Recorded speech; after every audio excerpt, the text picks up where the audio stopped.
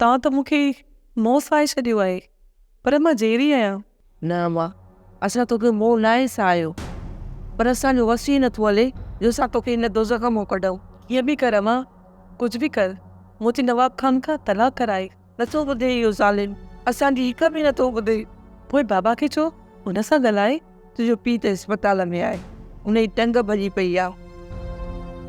Doctor हुनखे operation करे rod हई आहे। अस्पताल मां कॾहिं ईंदो? जल्द अची वेंदो अम्मा। बाबा चई हुनखे चओ रेस खे मिंट में करे। जेकॾहिं रेस नथो मञे त उन ॾे भलो सां ई खणी अचे। कीअं बि कर अम्मा, मूंखे हिन कैद मां आज़ादु कराए, न त मां हिते मरी वेंदसि। काश तुंहिंजो पीउ मुंहिंजे चवण में हुजे हा न, त तूं हिन अज़ाब में न हुजे हा। मां त क़िस्मत सम्झी हिते लोड़िया पई, पर हाणे वधीक ई अज़ाब मूंखां बर्दाश्त कोन थो थिए। ठीकु आहे मुंहिंजी अम्मा, मां वरी बि कोशिशि कंदसि। बस माईयाणी बस, महिरबानी करे तव्हां निकिरण जी कर। जेकॾहिं साईं अची वियो न त हिन घर मां धिकारे कढंदई। तव्हां जेको मुंहिंजी न्याणीअ जे मथां ज़ुल्म कयो आहे, ख़ुदा तव्हांखे ॾिसे थो पियो। इन जो हिसाबु तव्हांखां ख़ुदा वठंदो।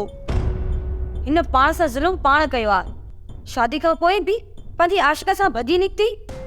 अञा हिन खां वधीक कहिड़ी बुछड़ी थींदी? इहे हिन जा अमाल आहिनि, पर हिन जे मथां ज़ुल्म करण जो तव्हांखे को बि हक़ न आहे।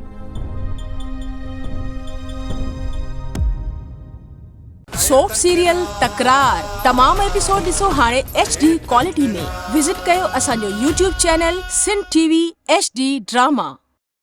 सब्सक्राइब कयो असांजो official YouTube channel Sindh TV HD drama ऐं वधीक अपडेट लाइ बेल आइकन खे क्लिक करियो।